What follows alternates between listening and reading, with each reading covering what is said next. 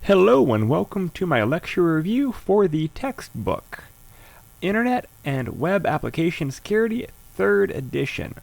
This is done by Jones and Bartlett Learning. Again, copyright, they own everything. This is their book. I'm using their PowerPoints. I'm just providing video lectures for my courses that are using their official book. The assumption is you own the book and you are in one of my assigned courses.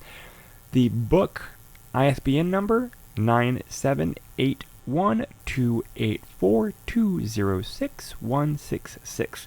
Again, copyright for the Internet and Web Application Security 3rd edition by Jones and Bartlett Learning is owned and maintained by them. These are just video lectures on their official PowerPoints, so let's jump on in. Chapter 4, Mitigating Risk When Connecting to the Internet. In this module, we are looking at identifying and mitigating web-related risks, threats, and vulnerabilities. We're going to be looking at threats that are currently existing on the Internet. We're going to be looking at vulnerabilities and exploits that are focused on web. We're going to look at best practices for both web browsing and web hosting, and we're going to look at best practices when connecting overall to the internet. So, threats, risks on the internet. Categories of risk. Well, first of all, malware. You don't know what's really happening. Malware could be being hosted on a server where you're downloading a legitimate program that is just infected. There's been a few times where attackers or hackers would embed malware on a executable and then allow it for free. That way people would want the software, they'd install the software not realizing there was malware in it. So that's a concern. Hackers are a concern. Viruses, Trojan horses, worms, bullying, harassment, fraud, ID theft, data theft, phishing, spam emails, email viruses, and so much more. Hackers and predators, basically, they look to gain access or because they want to just see if they can. Normally, hackers try to do more harm, steal data, financial gain. Those are primary reasons.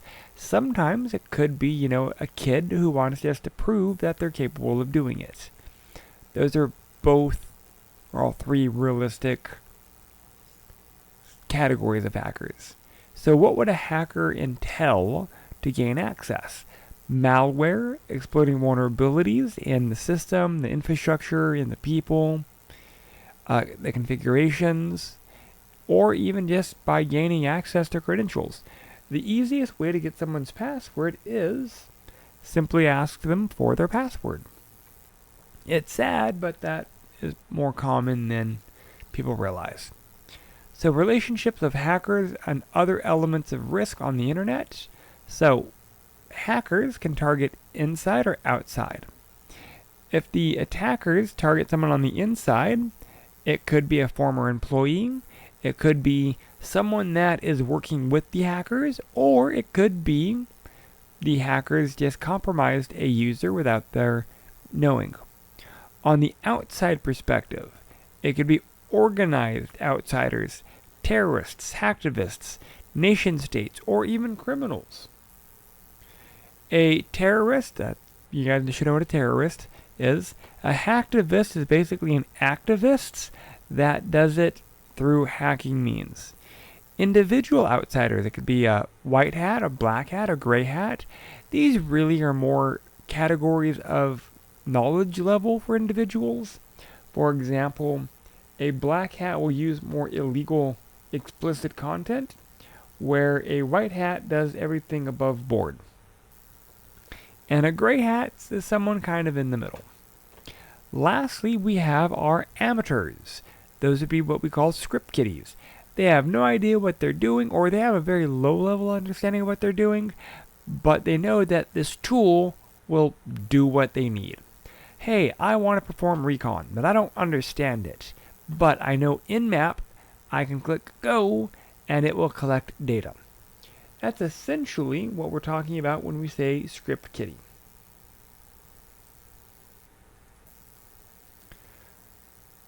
Hackers and motivations. So white hat could be security professionals that are really testing the system to see if security is appropriate. They're the good guys typically. We could have black hat. Those are typically the more nefarious criminals that are trying to gain access to have monetary gain. Gray hat is someone between white and black doing things more legal and ethical, but only dabbling in black.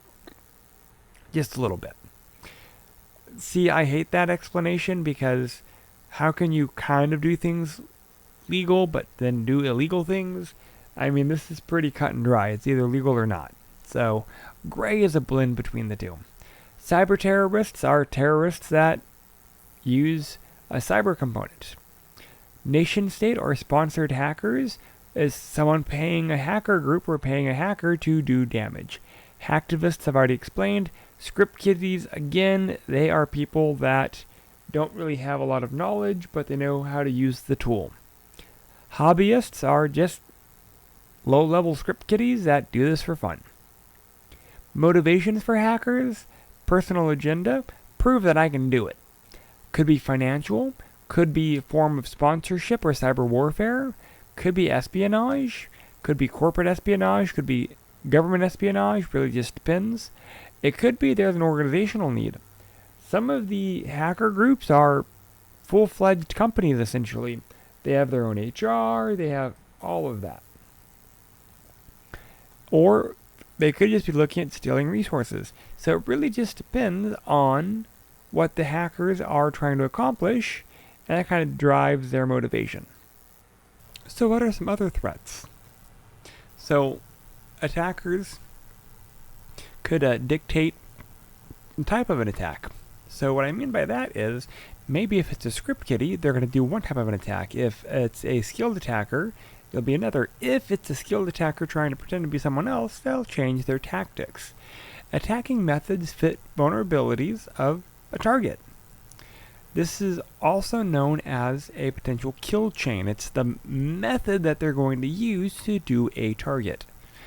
Oftentimes, attackers, will think about, if I need to attack this system, how do I gain access? They're going to think through a process of doing that. Well, they may find a vulnerability, whether it's a technical, administrative, or a physical, or even a personnel, and they will exploit that vulnerability. Maybe the front desk worker is going through a divorce, so maybe an attacker will use social engineering to talk to her more and see what information they're able to gain that way. That's a viable human hacker attack. So there's lots of methods, but here are some common ones. Backdoor attacks, man-in-the-middle or on-path attacks, denial-of-service attacks, password attacks, and again, we're going to talk about these a lot more in depth. We have malware, which is more of an umbrella term, which is mainly just code that's used maliciously. It could be dormant, it could be fake, it could be hoaxed. It just really depends. The nice thing is, they come in all shapes, colors, and flavors. Here's an example of a hoax. It's a simulated erasure of data. Common forms of malware: viruses, worms, and trojans. Viruses are a malicious program that only spread by attaching or inserting itself into a document or file and then moved over. Worms are more self-sufficient programs with the ability to replicate themselves from one system to another, and a Trojan is something that disguises its malware, so that it appears to be something more desirable. Maybe you want to download Solitaire. So what I can do is, I could pretend to be Solitaire, And then you get to play your solitaire, but in reality, it was a Trojan, it was malware hiding in plain sight. We also have rootkits, spyware, and ransomware. Ransomware is a form of malware that will disable access to systems or data until you pay a ransom. Normally targeting data, but it could be more than that. Rootkits basically are items that are placed on a target computer and hidden so that they can do the malicious activities without being detected. A rootkit could easily be a replacement of Internet Explorer. It's malicious code that was injected in Internet Explorer's exe, and then it was replacing that exe. That way, it's there and it's running, and you don't recognize it. You just know, oh, it's my web browser. But in reality, it's an infected variation of your web browser. Again, types of malware, viruses, Trojans, worms, these are all common ones. Not the only ones, but common ones. So common malware delivery types could be peer-to-peer file sharing networks, network sharing, emails, could just be basic web browser, just web browsing, sorry. You're just browsing websites and collecting things. To protect a network from attackers and the hackers and the harm that malware can do, basically make sure current software is patched. Service packs patched. You have trusted anti-malware and antiviruses, and you follow basic CIS security controls, thus hardening the systems that you are protecting. Vulnerability and exploits. So to defend a system, a network administrator and users should be aware of hardware vulnerabilities, software vulnerabilities, people vulnerabilities, the types of current malware being used, how to understand point vulnerabilities, end-user vulnerabilities, and physical security vulnerabilities. If you know your server is kept in an open closet, that may not be the best physically secure portion to put your server in that location. We also have personnel attack, and that's actually protecting against personal attacks and attempting to steal personal data by learning about the individual's habits. That way, the attacker cannot realistically target them. We also have things like fraud. Normally, ways to prevent a fraudulent website is pay attention, browser alerts, weird or suspicious domain names. Is there HTTPS? It's showing valid. So what do I mean by domain names? Well, here's a good one. Let me grab my pen. I've had this happen a few times.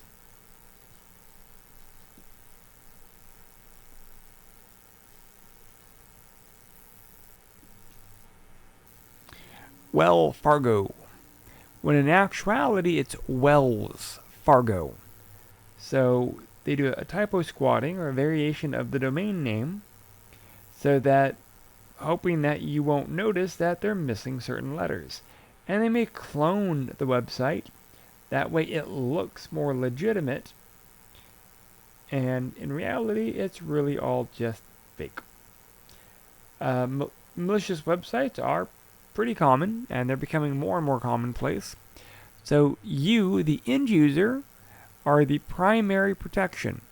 You need to pay attention and be alert and aware of where you're going and how you're accessing it, and if things look normal or not.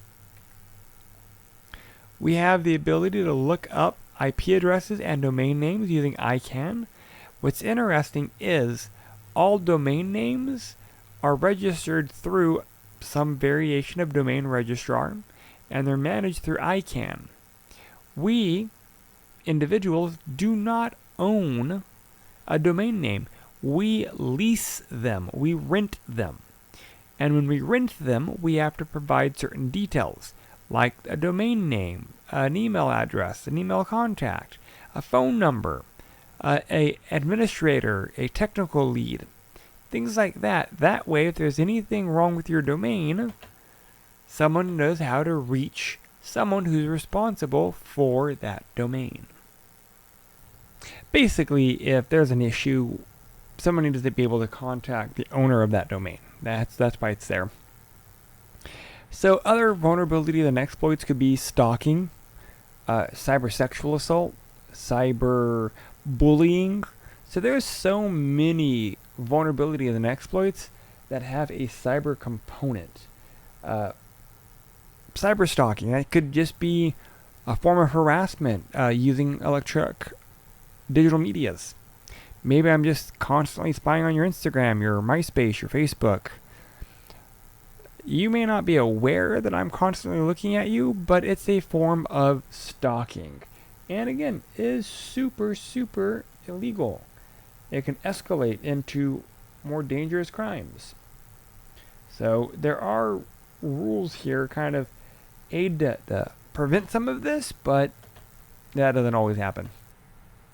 So how do we prevent cyber stalking? First of all, don't give out personal information. Filter, block contacts, contact the police if anything becomes too major. Stop communication with a harasser. Don't believe everyone online. Don't believe everything that you read online. Don't believe that you may be or may not be talking to the appropriate person on the other end. So sadly, often you'll find attackers pretending to be young people, and you don't know if they're legitimately a young person or not. I've had to deal with a few child cases where it was a 12-year-old and they were really talking to a 30-year-old but pretending to be another 12-year-old girl as a way to coax them into a dangerous situation. Identity theft, this goes beyond fraud and does occur when a thief assumes some of your identity and then opens up credit card and things like that. Email attacks, they basically is a digital gateway for basic communication. Personnel method to prevent email attacks include not doing the following: opening unsolicited emails, clicking on random links inside your emails, having bad email hygiene, meaning opening up everything and trusting everything. You need to be mindful that not all emails are going to be legitimate, so you have to protect yourself. And that's hard for a lot of people, because a lot of people are a little more trusting when they shouldn't be. Email tracking, keyword filtering, legal disclaimers, blocking domain names. There's new technologies out there to kind of, on the email provider side, to kind of help filter out bad emails. Online risks and threats. Again, keep things updated. Use an antivirus, use anti-malware, and scan. Protect portable devices like smartphones and tablets and PCs and flash drives. Make sure that they're updated as well. Make sure that if you are traveling with a remote device, you are not always visiting important, crucial sites. Like if you're at the airport, maybe don't use your Wi-Fi to check your bank at the airport. Encrypt data when feasible. That's a big one. So website hosting. We have websites that could be externally accessed, and that could also be hosted on a third party. They will provide storage and bandwidth and technical support and email and things like that. Or maybe you host your website internally. You control the equipment, you control the storage, the bandwidth, and all of that. It really just depends on what your business needs are.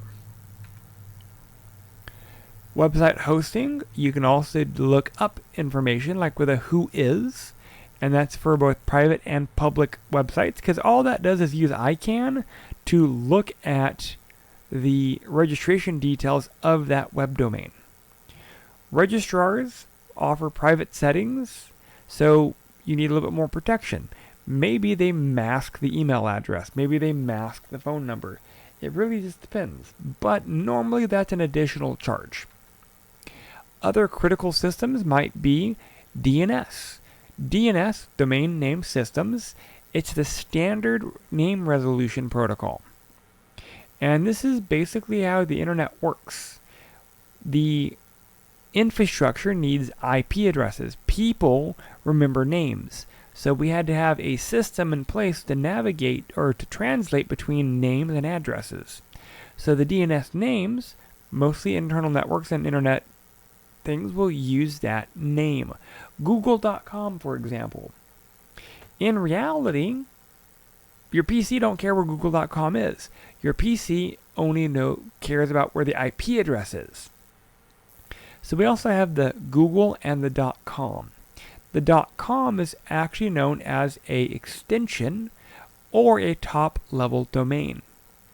Their common ones are things like .gov, .com, .net, .org, .mil, .edu, and then you can have country code specific ones.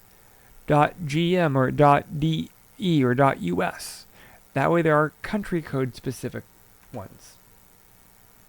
We also have DNS attacks, where you can actually flood the DNS server. You could prevent the DNS server from actually functioning, or you could poison it so that you can redirect traffic from one domain name to another domain name, and just by kind of redirecting or by poisoning the DNS records.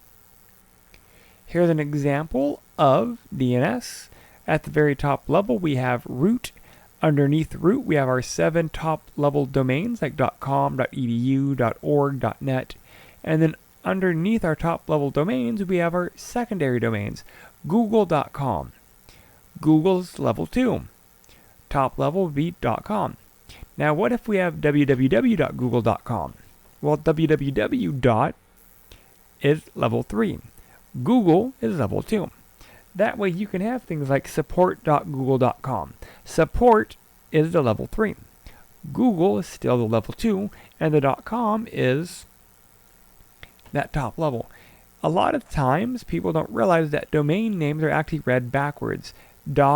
.com, domain name, subdomain name. www is the subdomain. Google is the domain. Com and then dot. Dot is always at the top. Best practices for connecting to the internet? Again, make sure things are kept current. Anti-malware, antivirus, scan regularly. If you're using more critical systems, perimeter security, like an IDS or IPS, way outside the generic scope we're going to be working with. So I'm going to table that conversation for a much later module. Also make sure to have backups. Anything crucial, don't have one copy of. Use secure passwords. Report any issues. Protect your personal information. When feasible, use data encryption. But be mindful, keep a way to recover the encryption in case you accidentally lock yourself out. Alright, that's a general overview of this week's chapter. We looked at threats that exist on the internet, vulnerabilities and exploits on the web, best practices for website hosting, and best practices when connecting to the internet. Let me know if you have any questions. Alright, that concludes this video lecture for this chapter. If there's any questions, thoughts, concerns, or issues, please don't hesitate. Feel free to reach out. Thank you.